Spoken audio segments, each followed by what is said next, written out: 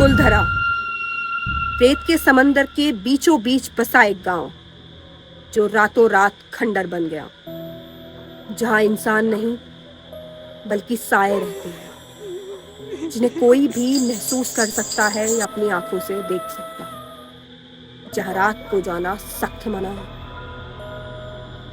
आपको पता है, कुलधरा को सिर्फ छोड़ा नहीं गया था, बल्कि कुलधरा को बलि दी गई थी। कहा जाता है 200 साल पहले 84 गांव के पालीवाल ब्राह्मण रातों रात कुलधरा को छोड़कर गायब हो गए थे। वजह बताई गई अय्याश मंत्री सालिम सिंह की गंदी नजर। लेकिन क्या आपने कभी सोचा है, एक ही रात में हजारों लोगों का बिना किसी सबूत के, बिना किसी आहट के गायब हो जाना? इतिहासकारों ने सिर्फ वही बताया जो लोग सुनना चाहते थे। आज मैं आपको वो बताऊंगी जो आपको कहीं इंटरनेट पर या किसी आर्टिकल में भी नहीं मिला। हेलो दोस्तों, मैं हूं आपकी होस्ट महिमा चौधरी। अगर आपको भी रातों को जागना और खौफ को महसूस करना पसंद है तो जुड़े रहिए इस कहानी के अंत तक। शायद आज रात की नींद आपकी भी उड़ जाए। राजस्थान का जैसलमेर। बात है सन 1825 की, जब सालिम सिंह की गंदी नजर गांव के प्रधान की बेटी पर पड़ती है। सालिम सिंह एक ऐसा इंसान जिसके नाम मात्र से ही पूरा जैसलमेर कांप उठता था। उस समय वहां राजाओं का नहीं बल्कि दीवान सालिम सिंह का राज चलता था। लेकिन डर सालिम सिंह की फौज का नहीं था।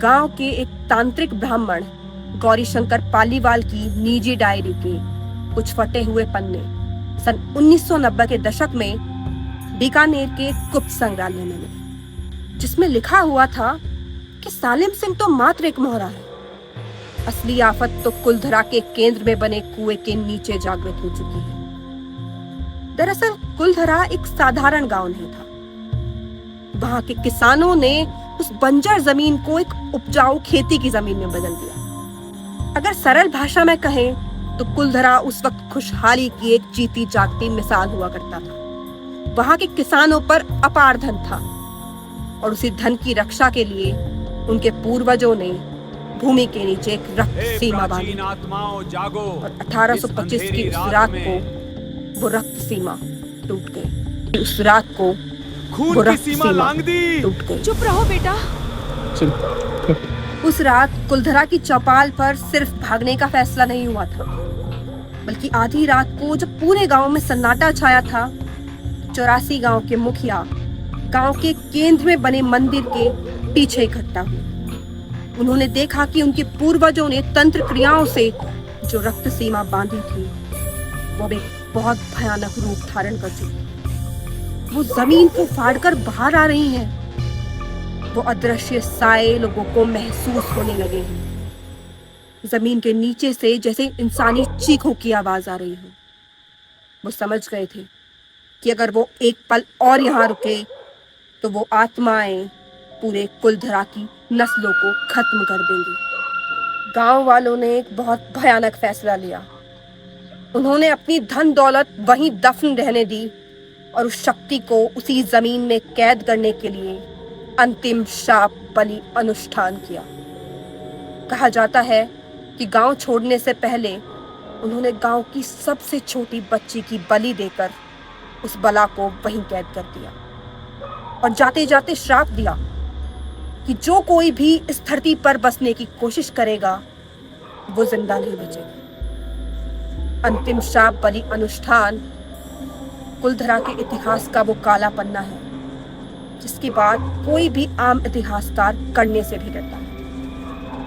कहा जाता है कि ब्राह्मण चले गए और श्राप देकर गए, लेकिन तांत्रिक इतिहासकारों के अनुसार किसी तंत्र क्रिया या बलि के बिना इतना भयानक श्राप इतनी सदियों तक जीवित नहीं रह सकता।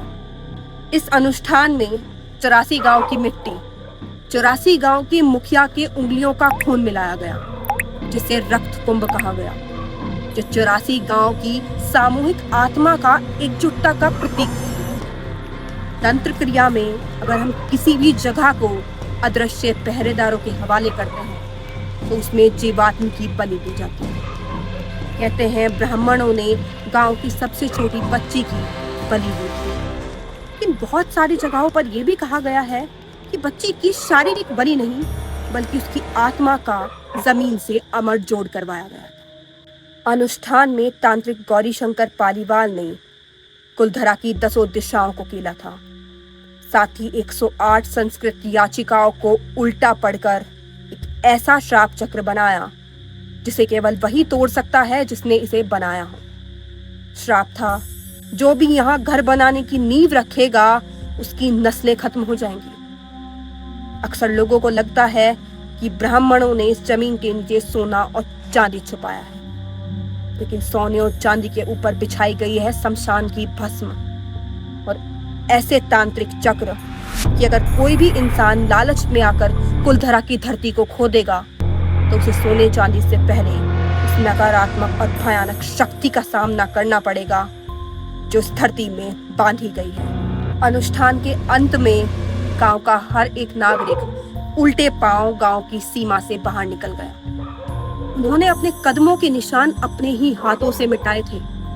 सीमा पार करने के बाद मुख्य तांत्रिक ने वो रक्त कुंभ जमीन पर फोड़ दिया। जैसे ही रक्त कुंड जमीन पर गिरा तो हवाओं में जैसे अदृश्य दीवार बन गई, यानी अब कुलधरा उन अदृश्य पहरेदारों के हवाले हो गया। आज 200 साल बाद भी वहां सिर्फ सन्नाटा चीखता है।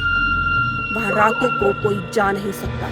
ब्राह्मण तो चले गए, लेकिन उस रात अनुष्ठान में जगाई गई वो चीख आज भी कुलधरा के खंडरों में भटक रही है। आज भी जब लोग कुलधरा घूमने जाते हैं तो उन्हें लगता है कि ये मात्र एक टूरिस्ट स्पॉट है, लेकिन ऐसा नहीं है।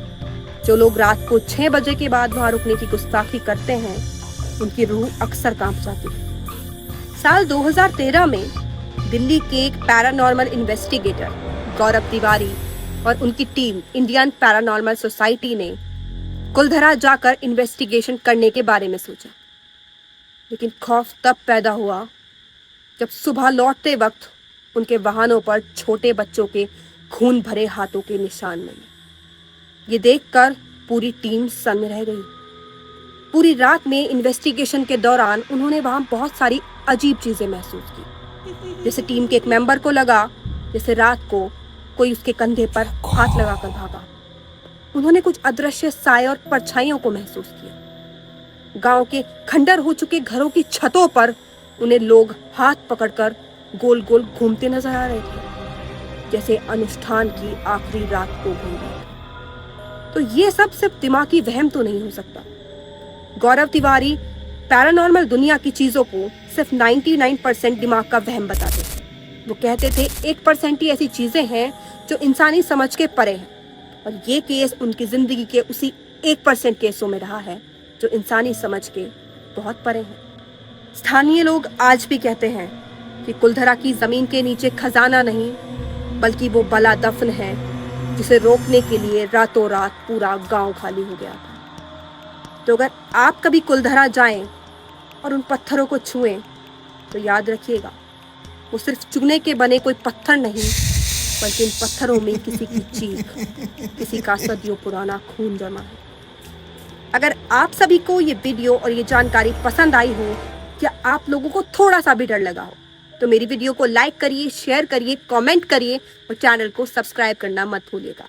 अगर आप अपनी कोई सच्ची कहानी मेरे साथ शेयर करना चाहते हैं जो आप चाहते हैं कि लोगों तक पहुंचे, तो मेरे डिस्क्रिप्शन में मेरी मेल आईडी है। आप मुझे मेल करके कहानी बता सकते हैं, मैं जरूर उस पर वीडियो बनाऊंगी। जल्दी ही मिलते हैं एक और खौफनाक और सच्ची कहानी के साथ। तब तक के लिए अलविदा।